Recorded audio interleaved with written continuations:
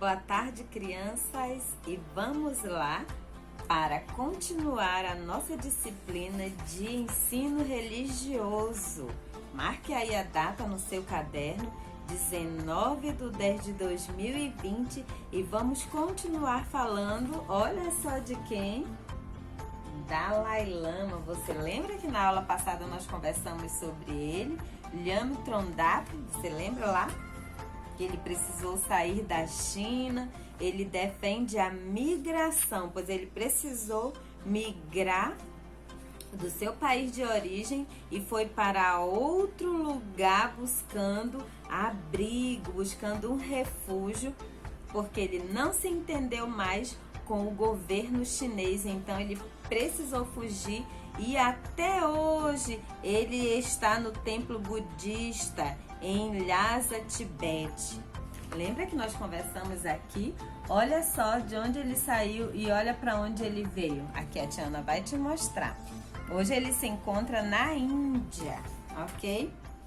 E aí você vai abrir aí o seu livro para a página 42 e a página 43 e vamos ver a continuidade do estudo sobre Lhama Trondap, o atual Dalai Lama. Ele é o 14º Dalai Lama. Você lembra que nós conversamos que ele ganhou o Prêmio Nobel da Paz em 1989 por defender esta causa e não brigar, né? E aí ele ficou muito conhecido por ser o defensor da migração.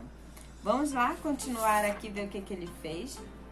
Leia o que Dalai Lama conta sobre a própria história de vida. Vamos ver, acompanha a leitura aí com a Tiana na página 42. Eu, pessoalmente, perdi meu país. Olha aqui, ele se queixa que perdeu seu país por algum motivo. Vamos continuar vendo. E o que é pior? Houve no meu país muita destruição, sofrimento e infelicidade. Passei não só a maior, mas também a melhor parte da minha vida fora de Tibete. Se pensarmos nisso exclusivamente por esse lado, praticamente não haverá nada que seja positivo.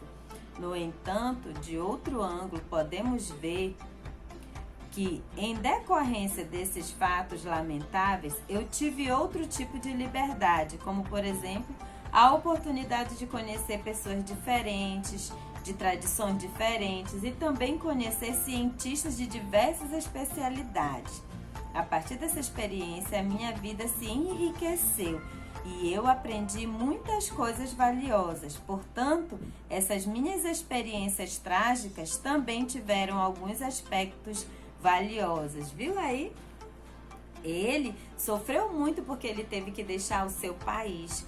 Mas apesar disso, ele tirou proveito da situação, porque ele aprendeu, né, a viver mesmo com as situações difíceis, mesmo com as coisas que não estavam favoráveis para ele, mas ele aprendeu a viver porque ele conheceu outras pessoas, ele valorizou outras coisas, ele não ficou sofrendo porque ele teve que sair do seu país, né? Na verdade, ele saiu escondido, fugido e não pôde mais voltar. Olha aqui onde ele escreveu no livro da sabedoria, viu?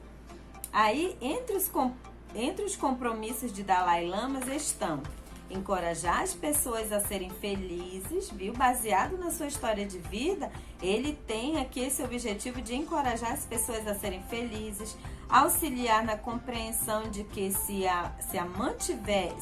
a mente estiver em paz, o corpo, mesmo doente, também estará em paz. Então, a outra missão de Dalai Lama é auxiliar as pessoas a tentar entender que, mesmo se você estiver doente, mas se a sua mente estiver em paz, você também estará em paz.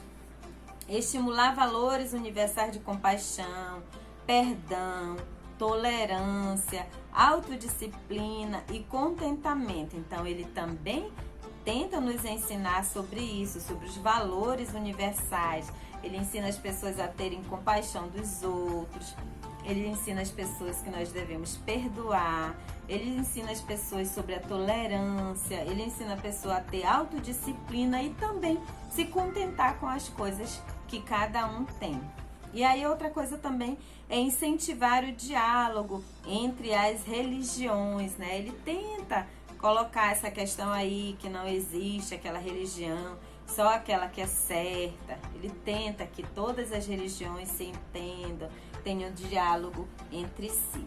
Aí tem aqui, ó, leia o que Dalai Lama diz sobre a experiência da migração forçada. Olha aí, ó, como a Tiana já conversou com vocês, ele teve que sair, né, sem dar tchau pra ninguém, saiu escondido, teve que sair fugido. Bora ver o que ele falou sobre isso. Se examinarmos a história, vemos que com o tempo, o amor da humanidade pela paz, pela justiça e pela liberdade sempre acaba triunfando sobre a crueldade e a opressão. É por isso que acredito fervorosamente na não violência. Violência gera violência e significa apenas uma coisa: sofrimento. Então, ele não gosta de violência porque a violência gera sofrimento. Em teoria, é possível conceber uma situação em que a única maneira de evitar um conflito em larga escala seja através da intervenção armada do estágio inicial. O problema é que é muito difícil, se não impossível, prever o efeito da violência. E também nunca podemos estar seguros de que sua causa é justa. Então, ele não concorda com a violência porque às vezes as pessoas buscam a paz tentando fazer guerra e ele não concorda com esse tipo de coisa porque ele acha que às vezes isso pode não ser justo. Isso apenas fica claro que quando se pode avaliar mais tarde a situação. A única certeza é que quando há violência, sempre e inevitavelmente há sofrimento. Então, mais uma vez, ele fala aqui que violência gera violência e que isso não traz felicidade, que as pessoas que procuram se vingar, ser violento, essas pessoas não são corretas. Então, ele age aqui nessa situação defensor da paz. Por isso ele ganhou o prêmio Nobel. Aí na página 43 diz aqui: o direito de ir e vir é assegurado pela Declaração Universal dos Direitos Humanos. Ele não teve esse direito, né? Esse direito foi cortado dele, por isso ele está sempre lembrando. Veja lá no artigo 8, todo ser humano tem direito à liberdade e locomoção e residência dentro das fronteiras de cada estado. Esse direito foi tirado dele, pois ele teve que sair do seu país de origem. Todo ser humano tem o direito de deixar qualquer país, inclusive o próprio, a este, e também regressar para ele se quiser. Todo ser humano tem esse direito e ele não teve esse direito. Aí no artigo 9, todo ser humano vítima de perseguição tem direito de procurar e de gozar asilo em outro país. Então foi o que aconteceu com ele, né? Ele foi vítima de perseguição, então ele teve que sair do seu país de origem e ir para outro. Ele foi abrigado pelo país da China. E ele está lá até hoje. Aqui no lembretezinho amarelinho, vamos ver aqui. A tia Ana vai ler, você acompanha aí. Converse com seus familiares como os compromissos de Dalai Lama se relacionam com esses direitos humanos que você leu. Então, ele tem esse compromisso aqui de assegurar, né, a questão da paz, de ajudar as pessoas a pensarem sobre as coisas boas. E aí, aqui o bilhetinho amarelinho pede que você converse com seus familiares e veja como os compromissos de Dalai Lama se relacionam com esses direitos. Por quê que ele tem esse compromisso? Porque como ele sofreu, ele perdeu esses direitos aqui, ele está sempre em busca. Ele está sempre lutando por essa causa, para que as pessoas tenham esse direito. Esses direitos, eles são assegurados na Constituição, mas só que alguns países, ditadores, eles não dão confiança nenhuma para esses direitos aqui. Tudo tem que ser do modo como eles pensam, do modo como eles querem. Então, essa organização aqui das Nações Unidas e a Declaração Universal dos Direitos Humanos, eles prezam isso, eles valorizam esses direitos. Só que em alguns países, infelizmente, não dão nenhuma confiança para esse tipo de direito aqui. É possível que Dalai Lama retorne a Tibete?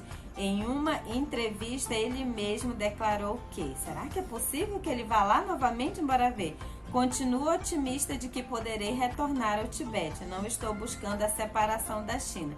Estou comprometido com a minha abordagem no meio do caminho, em que o Tibete permanece dentro da República Popular da China, desfrutando de um alto grau de autogoverno ou autonomia. Acredito firmemente que isso é de benefício mútuo tanto para os tibetanos como para os chineses. Nós, os tibetanos, poderemos desenvolver o Tibete com a ajuda da China, preservando ao mesmo tempo nossa cultura única, incluindo a espiritualidade e nosso ambiente delicado, viu aí?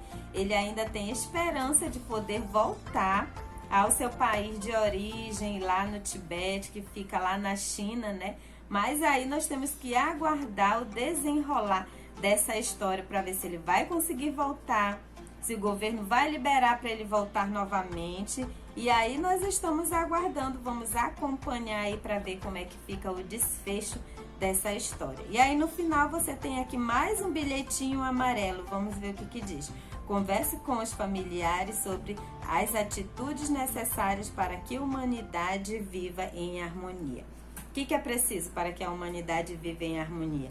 Converse aí com seu papai, com sua mamãe, com seu responsável, e aí ele vai te dizer alguma coisa e você vai conversar com a gente lá na sala virtual, tá bom? Eu aguardo você. Até mais. Tchau, tchau.